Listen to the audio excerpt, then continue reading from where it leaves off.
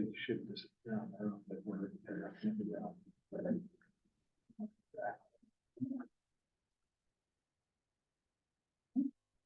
Well, welcome everyone to our 3:30 press roundtable or rectangle. Roundtable in spirit, disappearing solar wind, new results from the NASA MAVEN mission. So if you are online, please remember to keep your microphone muted. This is a Zoom meeting rather than a Zoom webinar, so we will be able to hear you. But we do want to hear you when it's time to have Q&A. So once our panelists finish their presentations, we'll put your faces up there, and we hope you'll turn on your video and ask questions live. Or if you're not comfortable with that, please drop them into the chat. And my colleague Becca will read that question to our panelists here in San Francisco. If you're in the room, you can just speak up or you can raise your hand and the moderator will call on you. This is being recorded. It will be available on AGU's YouTube channel following the session, hopefully within an hour. We'll also make the slides available and the video that you're going to see. That will be available on the Press Information Exchange for press. And with that, I'm going to turn it over to Willow Reed to introduce our panel. Yes, hello. So I'm Willow Reed. I'm the Press Information Officer and Communications Lead for the MAVEN mission at the Laboratory for Atmospheric and Space Physics. I'd like to introduce our panelists today. We have Dr. Shannon Curry, who's the Principal Investigator of the MAVEN mission and at the University of California, Berkeley. We have Dr. Jasper Halekas, who's at the University of Iowa and is the lead author of this study. We have Sky Shaver, who's a PhD candidate at the University of Colorado Boulder and a researcher at the Laboratory for Atmospheric and Space Physics, LASP for short. I'll start using that. And she is a co-author on this study. And we have Dr. Yingjuan, who is at the University of California, Los Angeles, and also a co-author on the study. So thank you all for being here. And thank you for everyone for joining us for the roundtable today. You'll go to the next slide. I'd love to show everybody a new visualization from the Scientific Visualization Studio out of NASA Goddard. This was released this morning with a web release on this observation. So today, Mars is a cold desert surrounded by a thin wisp of air, but its dry lake beds and empty river channels point to a warmer, wetter past maintained by a thicker atmosphere. Where did the ancient atmosphere go, and with it, the water? To answer that question, NASA's MAVEN orbiter has been studying the upper atmosphere of Mars since 2014. Now, it has witnessed a rare phenomenon that was last seen more than 2 decades ago at Earth. Among MAVEN's suite of science instruments is the Solar Wind Ion Analyzer, which measures electrically charged particles, or ions, surrounding Mars. In this data visualization, yellow spikes indicate the velocity of charged particles encountered by MAVEN along one of its orbital tracks. The largest source of charged particles in the solar system is the Sun, which constantly bombards the planets with a stream of electrons and hydrogen ions. When this solar wind reaches Mars, it interacts with heavier ions in the planet's upper atmosphere. This creates a global magnetic field, or magnetosphere, that deflects the solar wind around Mars in a bow shock. MAVEN's science orbit is designed to probe these distinct regions in situ. With each pass, it crosses through the magnetosphere, bow shock, and upstream solar wind, measuring changes in ion velocity and density along the way. On December 25, 2022, MAVEN encountered a sudden and dramatic decrease in solar wind density. As the pressure of the solar wind dropped, the Martian magnetosphere and bow shock ballooned outward, engulfing MAVEN's orbit. From the spacecraft's perspective, shielded beneath the bow shock, the solar wind had disappeared. In 1999, NASA's ACE satellite observed the same phenomenon at Earth. The solar wind density dropped by more than 98%, causing our planet's magnetosphere to expand to over 5 times its normal size. These rare events occur when a fast-moving region of the solar wind overtakes a slower-moving region, leaving a low-density void in its wake. As quickly as the solar wind had disappeared from Mars, it returned on December 27th and squeezed the magnetosphere and the bow shock back to their usual proportions. MAVEN could once again feel the solar wind blowing across its instruments, and it could continue to study how Mars had evolved from a wet, hospitable planet into the cold, dry world we see today.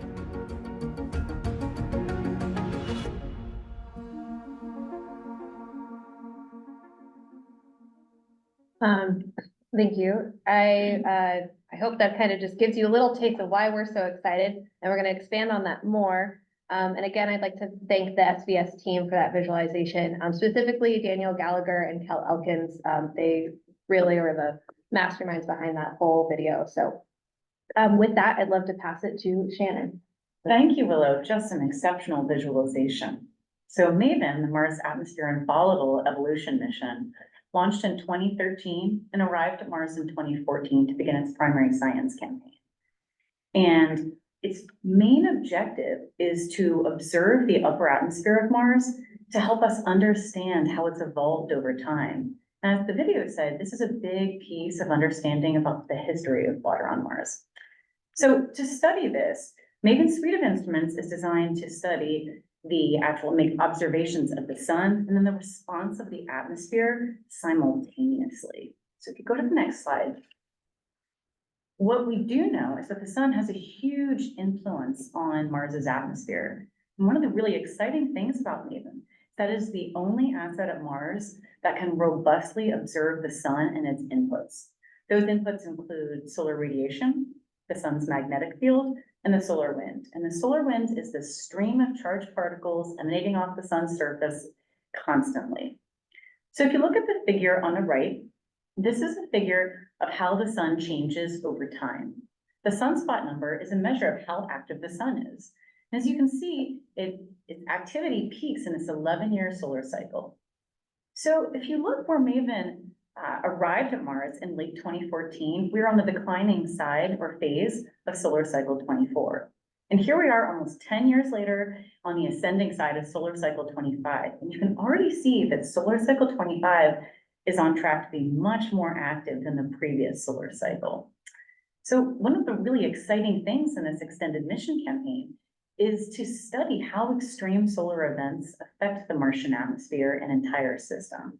And it's not just the science that makes this kind of a study important. You know, solar events are going to be really important to understand for human exploration on Mars. So if we go to the next slide, since we're here to talk about extreme solar events, the one that we're excited about and we'll be discussing today happened about a year ago in December of 2022. And MAVEN in orbit was able to observe this dramatic and unexpected disappearance of the solar wind. This was caused by a powerful solar transient event that as it propagated through the solar system, it effectively left this void in its wake. And that's what caused the disappearing solar wind. Now, one of the really interesting things is that the solar wind is typically putting pressure on the day side of the planet. So in this void, that pressure was lifted and the whole system expanded outward dramatically. So to talk more about these observations and what MAVEN saw, I will turn it over to Jasper Halekas. Thanks, Shannon. So if you go to the next slide, I'd like to just take a couple minutes to tell you a little bit about the solar wind and how it interacts with Mars. So as Shannon said, the solar wind is this fast stream of hot ionized gas or plasma that comes out from the sun. It flows out at about 1 million miles an hour, which is a real number, one of my favorite real numbers. And it flows throughout our solar system, and it interacts with the planets and other objects in the solar system. So just like a supersonic plane flying at Mach 3, the flow of the solar wind past Mars is fast enough that it sets up a shock wave. We call that shock wave the bow shock, as you see in this still from the visualization. Inside of that bow shock, there's a layer of compressed solar wind that we call the magnetosheath, which forms a boundary layer or a sheath between the solar wind and the magnetosphere. The magnetosphere then is the region which is dominated by plasma produced from the Martian atmosphere. So these are heavy ions, oxygen ions, and other heavy species, which you see in the red and greens there in the color bar on this figure. The lowest altitude portion of that magnetosphere, where the highest ion densities are, we often call the ionosphere. And you'll hear that term as well today. So this whole system is driven by the solar wind. The solar wind presses on the Martian system and it blows this magnetosphere out into this windsock or teardrop shape. And so the question is, well, what if that solar wind went away? And that's what we get to talk about today. So if you go to the next slide, in December of last year, right around Christmas, this was a Christmas present for us, nature set up this perfect science experiment for us. And everything was just lined up for this, because at this time, the Earth and Mars were lined up radially from the sun like a string of pearls. And so we were able to see this little puff of very low density solar wind as it blew out past the Earth, and then about a day later, it arrived at Mars and blew past Mars. When we take into account the travel time for the solar wind, those observations from Earth and Mars line up almost perfectly, as you see there in the bottom left-hand picture. So we can understand and characterize the solar wind during this event very well. All these measurements agree, and they tell us that the solar wind density dropped by almost a factor of 100, 2 orders of magnitude. So we wanted to understand how this compares to sort of Mars normal. And luckily MAVEN has been at Mars for almost 10 years now, has made almost 20,000 orbits around Mars, more than 20,000 orbits, I'm sorry, around Mars. You see a bunch of those orbits in the figure there on the right. So what we did was we looked at the system and we looked at 2 parameters. One is the pressure, so how hard the solar wind is pushing on the Martian system on the horizontal axis there, and then on the vertical axis is plotted the Mach number. This is a measure of the strength of the shock that is formed when the solar wind runs into Mars. The purple colors there tell you how many orbits Mars undergoes that particular set of conditions for. And so you can see that normal is up in the upper right of this diagram. This event is down in the lower left. So we're really off the charts here. This is something that we haven't seen at Mars before with MAVEN, and it's really been a one-of-a-kind event. So with that, I'm going to hand it over to Skylar Shaver, and she'll tell you more about how this affected the Martian system. Right, so this event, we can go to the next slide, was caused by a region of fast-moving solar wind that overtook a preceding region of slower-moving solar wind. So it swept up all that material and left a void in its wake. And what this did is it allowed the Martian system to expand. So when I say the Martian system, I mean the bow shock, the magnetosphere, and the ionosphere was all able to expand. So if you look down in this plot in the bottom left corner there, this is a map around Mars. Positive X points from the planet towards the sun. So you're on the day side if you see positive X, and the night side is negative X. And then the Y-axis gives us a sense of the altitude around the planet. That outer black dashed line indicates where the bow shock is normally located, and the inner black dashed line shows where the magnetosphere is normally located. Those purple colors tell us where MAVEN observed us moving from the solar wind plasma into the ionospheric plasma, which is the top of the atmosphere. And so you can see it more often, we see that transfer from solar wind to the ionosphere where those brighter colors are. But during the disappearing solar wind event, which is indicated by the green stars, on the day side, the ionospheric boundary was located outside where the bow shock normally is. So the whole system expanded. And then at that transition from day to night, it was also higher than anything we'd seen before. So it's a one-of-a-kind event. This is reiterated by the plot on the right, which shows us time. Now on the x-axis is the days in December of last year. And then on the y-axis is the altitude of the ionospheric boundary. And you can see when this void of solar wind, the low density solar wind region passes by Mars on December 26th, that ionospheric boundary expands to before seen heights. This is really exciting because now we can look at the nitty-gritty details of this transition from the solar wind into the ionospheric plasma, and we're able to study Mars as a system, which Yingjuan is going to talk more about. Thanks, Sky. Good afternoon, everyone. If you can move to the next slide. So as Sky just discussed, we saw a very dramatic expansion of the Martian system during this particular event. But because those very valuable observations only available along MAVEN orbits, here we use computer simulations, physics-based computer simulations to help us to provide a global perspective about this interaction, how the Martian system responds to such an extreme event. So what's shown here are computer simulations for plasma flow speed in the equatorial plane cut. So the red color here basically shows the flow speed, how fast the plasma is moving toward Mars. So those red color basically indicates the regions with unperturbed solar wind. And the figure on the left shows the interaction for a typical solar wind density of about 3 particles per cubic centimeter. As you can see here, it is mostly covered with the red color, indicating the solar wind has significantly compressing the system. Only in regions very close to the planet, you saw decrease of the plasma flow speeds. That's due to the interaction with Mars ionosphere and atmosphere. The figure on the right shows during the event when solar wind density dropped to a very low density. As you can see here, there's a huge expansion of the system. It's expanded to up to 4 Mars radii along the subsolar line.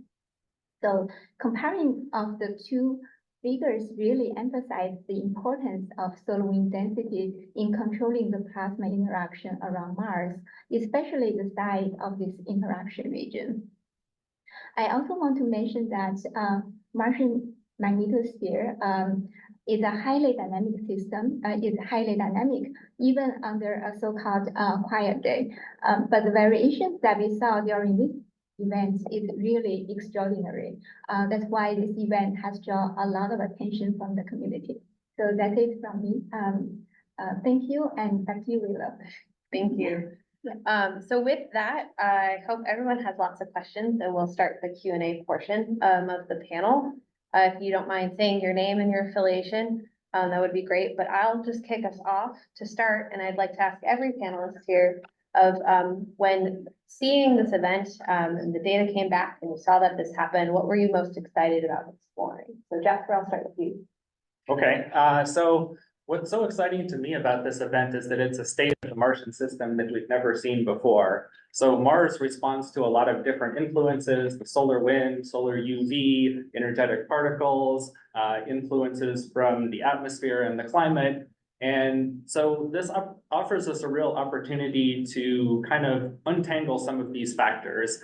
So if you think about this as I do in a really nerdy way, we're trying to solve an equation here. And if we can set one of the terms in that equation to 0, it makes it that much easier to solve for the rest of the terms. So when we turn the solar wind off like this, it allows us to understand both the effects of the solar wind, but also all the other things that are happening to Mars. Jen? For me, this is an exotic event, and that's really exciting because each solar storm is different, but this one is extra different. And so the fact that it left this void and the solar wind disappeared, the irony is that we went really from the phrase 0 to 60, but for us, it was quite a bit farther. We went from no solar wind, but then all of a sudden the system returned again, expanded way out and then came back in. That's really exciting to think about. And it also has implications for things like exoplanets and how other stars might interact with their planets orbiting them. Okay. Yeah, so for me, when we get to see Mars as a system, you can see how it changes in time. But again, everything expands outwards, and I study these ionospheric boundaries, these boundary regions, and usually they're condensed because of the solar wind puts a pressure on these boundary regions. But during this time, everything expanded. We could look under the hood at what physics is going on, how the dynamics are working, and really get a sense of those details. Yingjuan? Yeah, on top of that, I think this particular event really intrigues us to think more deeply about solar wind interaction under a variety of solar wind conditions. On top of that, I also think this event is very interesting because we are interested in how the ionoscape rates would vary with different kind of solar wind conditions. And under this very low solar wind pressure, will the ionoscape rates keep dropping? Our simulation result actually suggests that's not indeed the case. Because of the huge expansion of this interaction area, the ionoscape rates are not keep dropping as the solar wind pressure decreases. So this potentially also has some impact on our understanding of the evolution of Mars atmosphere. Okay. Are there any questions in the room? And I can't see behind. Please just feel free to speak out. I'll go first. I'm Kimberly with EOS. I guess I was looking at the visualization, which is, beautiful, and the models, which are also quite beautiful. I was wondering, do we have an idea of whether the expansion of the atmosphere had any symmetry to it? Was it, I guess, based on the trajectory of this void as it encountered Mars? Was there, do we know with MAVEN's, orbit, can we tell, the expansion was symmetric? Were there certain areas that expanded more than others? Was it the same in the northern and southern hemispheres? Like, can we tell any of the geometry? Yes, well, along MAVEN orbit, we did observe, expansion, but those cannot tell us globally. So using computer simulations, we were able to kind of reproduce how the ionosphere and the whole Martian magnetosphere responds to such kind of events. According to the simulation results, the ionosphere expansion is very asymmetric. There's regions with higher, it responds to higher altitudes, mainly because, there's non-uniform distributed across the magnetic field. So normally in the southern magnetosphere, we saw larger expansion. But in other regions, when the local cross-magnetic field is relatively weak, the expansion is not as extreme. So it's definitely very highly dynamic and also non-asymmetric along, caused by a lot of different variables. Yeah, very cool. We have a question online from Dan Clower, who writes for vision.org. He asks, how often does the sun create such an event such as this? And what effect did this have on the Earth?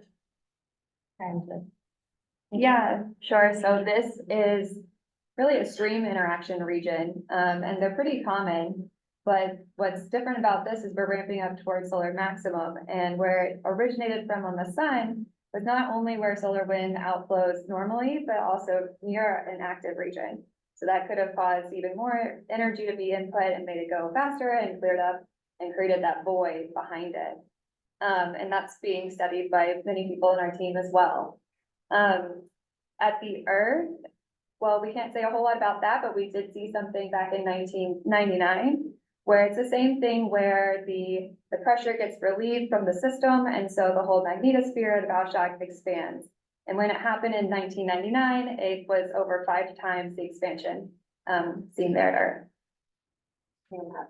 Yeah, I could add something to that. So we did see this event at Earth as well. As I mentioned, Earth and Mars were kind of lined up at this time, so it went right past both of them. And I actually went and looked at some of the Earth data just in the last couple of days, thinking that I might get asked this question. And we did see it with Earth assets. So actually, the magnetosphere multiscale mission was crossing through the bow shock at around the same time that this hit.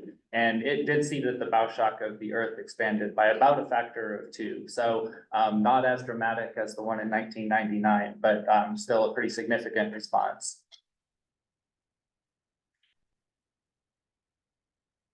Other questions in the room or online? I'm Tasha Patel from the Washington Post.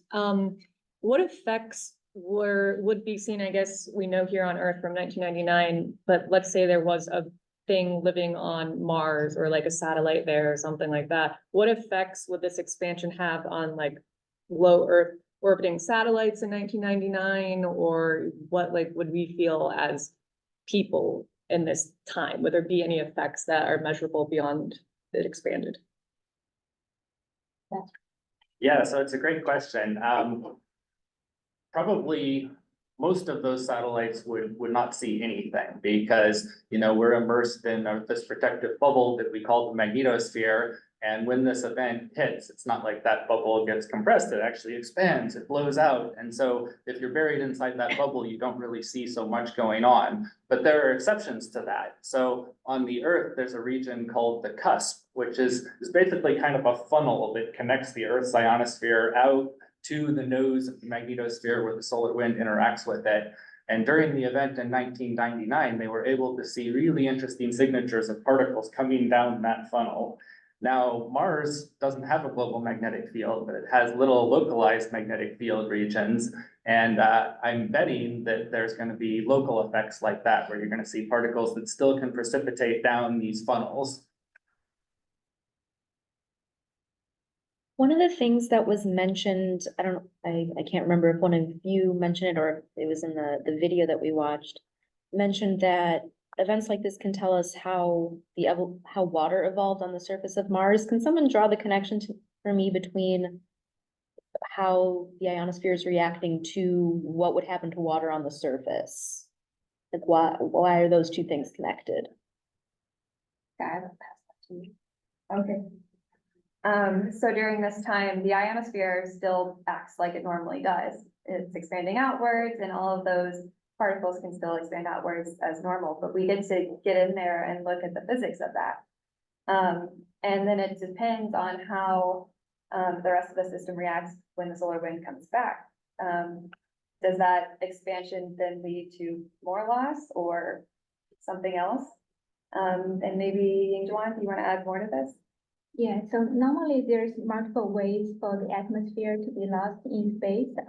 When those atmosphere particles get ionized through all different kind of ionization processes, like photonization or impact ionization, they generated as ion. And when those ions will actually interact with the solar wind, as those solar wind particles, they carry very high kinetic energy, so they can pass some of the energy to those ions if they get into high altitude and they interact directly with the solar wind.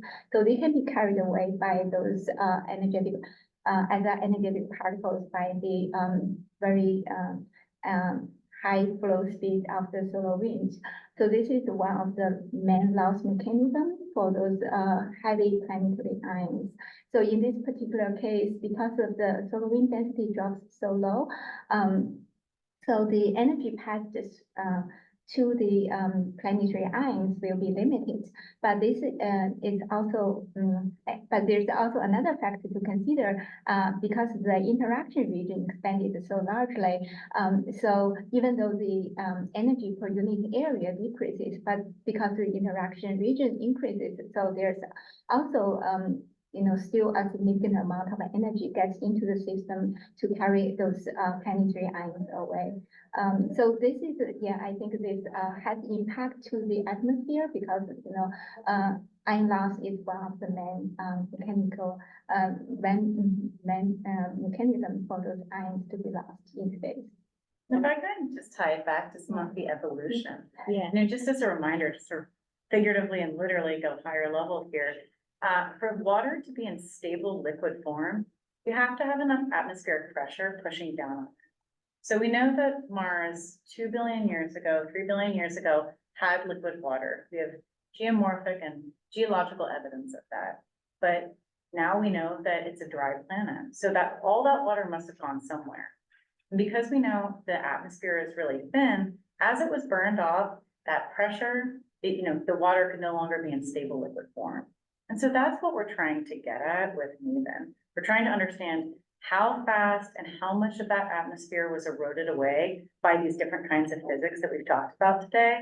And then how did that affect the liquid water that once was on the surface, oceans of water, and then how fast that quickly escaped to space. Thank you. So to clarify, you're saying an event like you observed here could have been way more frequent in the past, and that's why the water kind of disappeared? Absolutely, and that's one of our big findings is that extreme events could have been, they could have been one of the main drivers of why the water was lost at Mars. As it quickly, those big storms, these extreme events were more frequent, we think, billions of years ago. And so as they continue to erode the atmosphere away, then the atmospheric pressure lifted. And so then the water started evaporating and being lost to space that way. So this is one case study, but it's really actually important for us to understand the physics so that we can take our models and extrapolate back in time and believe in them to understand how much of that atmosphere and subsequently how much of that water could have been lost. This seems like a pretty rare event. So I guess why was this kind of event more frequent back then and not so much now? Well, it's rare now because we're looking at a 10-year time scale. MAVEN's been there about 10 years. But when you talk about billions of years, rare becomes a bit of a relative term. And so events like this, just what they do is they help take our models of what we know. And when you take these extreme events, you can really test the physics of what you're trying to get at. And then that really helps you extrapolate back in time with different kinds of conditions. And so it actually probably wasn't that rare, again, on the 2, 3, and 4 billion time scale. It might be in the 10-year time scale, but actually that's still an important set of physics and a good data point for us to then include when we think about that extrapolation back in. And we have a quick clarification question from Dan again online. When this event passed the Earth and then Mars, did the Martian bow shock expand further out than that of Earth? Thanks. Not in numbers of kilometers or anything like that, but in a relative sense, the expansion of the Martian system was very similar to that of the Earth. They both expanded by about a factor of 2, but the Earth is way bigger and its magnetosphere is still bigger still, to say it awkwardly, because the Earth has a global magnetic field, which increases the size of its magnetosphere compared to that of Mars. Hi, Jeremy Luan from WNEP. The magnetosphere of the Earth, of course, is a different shape than that of Mars. And also there's so many more particles on Earth's atmosphere than there are in Mars's atmosphere. So if there was a very strong solar wind event, was there any documentation of auroras on Mars, since that's what we see here on Earth? Sky, you wanna? Yeah, so we were actually doing an aurora campaign with MAVEN, but we didn't see aurora during this time and before it with that, strong solar wind coming by first. But usually these extreme events do lead to aurora. So it's worth noting and looking for them in the future too, On Mars. on Mars. So it is happened before. To on see Mars, aurora on Mars, Yes. yeah, we have great, despite the very low particle density yeah. in the atmosphere. Yeah, in fact, MAVEN's discovered a few types of aurora. So right now we believe there's sort of these 3 main types of aurora. Some are really like thin, and you can think about those like sort of beautiful sheets like at Earth, and then some cover the entire side of the planet, and like the whole thing lights up like Vegas. And so, so there are these really interesting and different types of physics that drive different types of aurora, and all of them are a function of how the sun is changing and then how it hits the system. And that's why we get so excited about when we see these storms and changes in the sun's behavior, because all of those are drivers to things like aurora, some of the other physics that we get interested in. Thank you. Hi, I'm Eric Carlson, I'm a science writer at the American Physical Society. Just a follow-up question about the aurora of Mars. They look different from aurora that we see here on Earth because of the in our atmosphere. How Why don't you go ahead, Sky? You look at this. Right, so like what Shannon said, they do tend to look a bit different from what we see here on Earth. They can take up the whole planet or half the side of a planet. So it's a bit different. It's not like the pretty pictures that you see so much here. And they can have different colors because of what the atmosphere of Mars is made of versus what we see here at Earth. You want to add something to that? Yeah, I mean, really the color and the shape and the size, all of them are really, really different. However, one really cool thing to know is if you were an astronaut on the surface, you would be, or in orbit, you'd be able to see these. These are not like special types that would be, you can't see with the naked eye. These are the kinds of things that would, it'd be bonkers. It'd be really, really fun to see. So whoever gets to go, please take pictures and send them back, because these are really, really cool events that tell us about how connected the system is and how unique the system Mars is. We sort of talked about it. It has these crustal magnetic fields instead of one big one. So for example, your compass wouldn't point towards north. It would actually, depending on where you are, it might be spinning. And so that just adds this layer of complexity to the Martian system. So some things might look similar, but a lot of things would look different. Jasper, do you want to comment? Yeah, so I mean, as Shannon mentioned, there are multiple different kinds of aurora on Mars. Some of them you'd be able to see from the surface, but some of them you wouldn't, because they're in the ultraviolet, which is actually blocked by the atmosphere. So the best light show might actually be like in a low orbit overhead, if you had a nice window on your cockpit. Other questions? Dr. Curry, I think you mentioned that you looked not only at the time when the ionosphere was expanding, but also when it recompressed afterwards. Were there any particular impacts? Did it look any different afterwards? Were there any rebounds or ripples or anything like that from when it was recompressed back into its normal shape? Well, there were, so we had a whole task force effectively dedicated to this.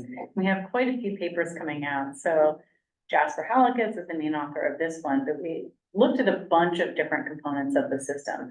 And certainly you see a lot of wave instability. So basically, I mean, really, you sort of shook the whole system figuratively and literally. That's one of the big things we saw, but you've certainly studied the ionosphere quite a bit. You want to comment on any of the dynamics that we saw? Yeah, so I mean, the ionospheric boundary, you can see it moving up and down in time. And then especially at that transition from night to day, where we saw that ionospheric boundary there in time, it was going in and out as it came back from across orbit period. So there's a lot of interesting dynamics to look at right here. That's cool. Yeah, it was very cool. Yeah, I almost think of it like if you have a sheet of jello and it's still shaking, it takes a while to settle back down. So we got to see some really, really fun things in the atmosphere.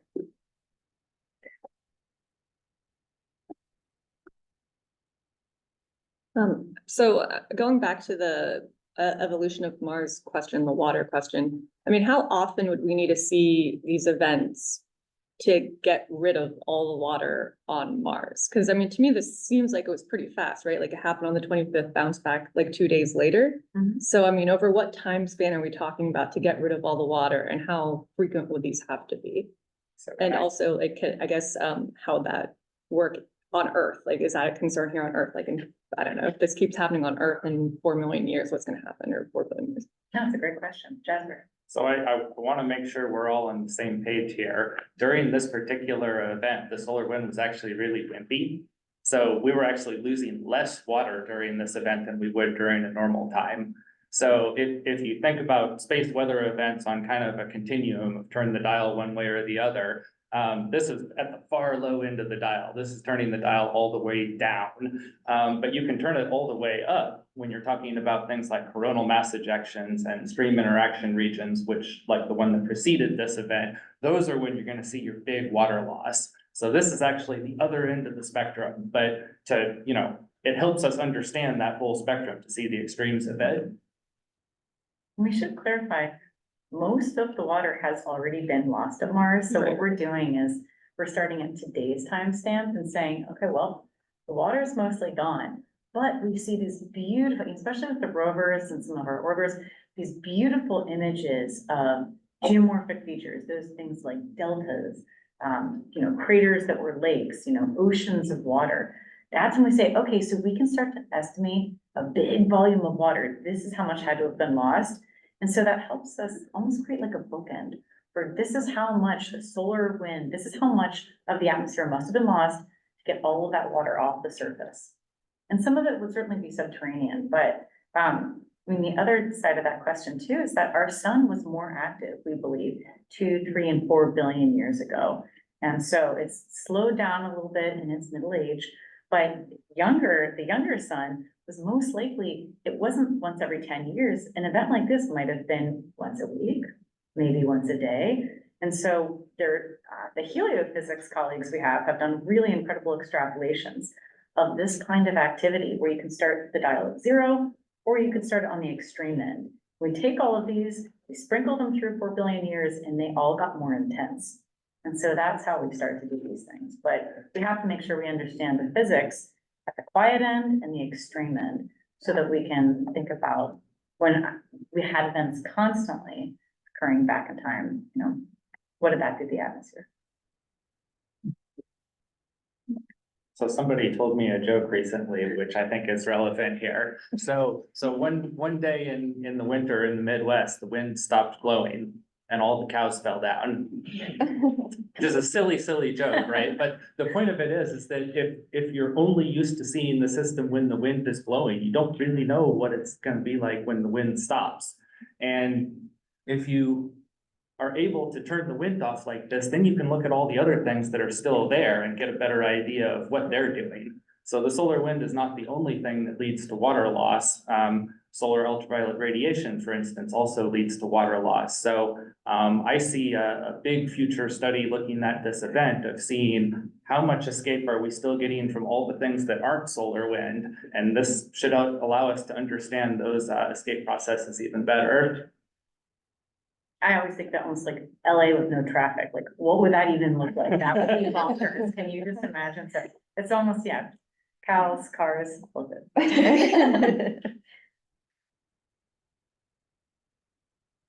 A couple more minutes, any final questions? Go ahead.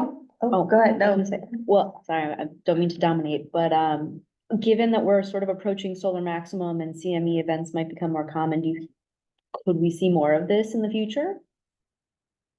More of these, yay? Yeah, with solar maximum, we're getting to the max now. Yeah. We definitely expect to see more CMEs, and we have seen some come out through our models and in the data recently. And so, and even these sort of stream interaction regions can turn into co-rotating interaction regions where they're long-lived on the surface of the sun, and they come around every time the sun rotates, and we see it again and again.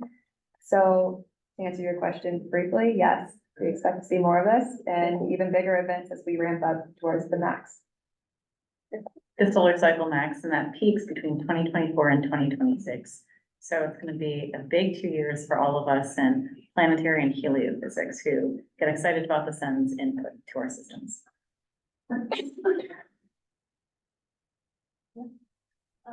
So what is the future of MAVEN, like in the next 5 years, 10 years, however long MAVEN is operational? Like, what are some exciting projects or potential results coming out that are exciting? So we are an extended mission campaign, and one of the things to do is support the landed assets as a relay.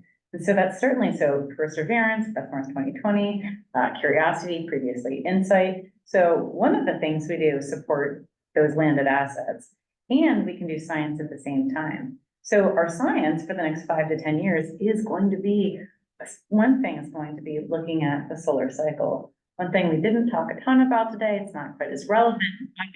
Something I'm personally very excited about is that the next dust season at Mars will overlap with the peak of the solar cycle.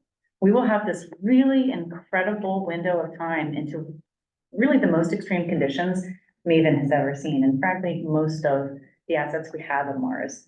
And right now, we also have more assets at Mars than we ever have. So we have this incredible multi-vantage point science happening, as well as extreme conditions. So for us, that's sort of a slam dunk for the next 5 to 10 years. That's going to generate a lot of science and a lot of excitement in our end.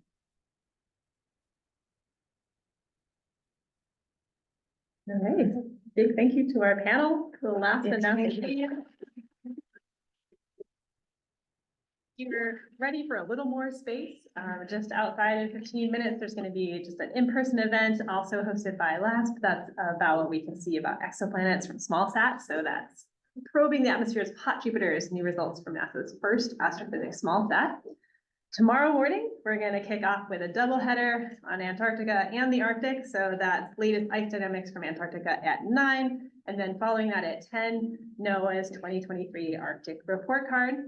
And if you want more Mars, tomorrow at 1:30, also in the press conference room, Perseverance's 1,000th soul on Mars, and they'll talk about the latest science and future plans for the rover. Thank you all for coming. As we said, these slides and the recording will be available on the Press Information Exchange. And there's many other abstracts being presented along with our panelists, but other Mavenites as well will be presenting about this event. There's an online tip sheet that I posted to the portal, and then a printed one here for anyone in person. So check those out as well. Thank you. Thank you all for being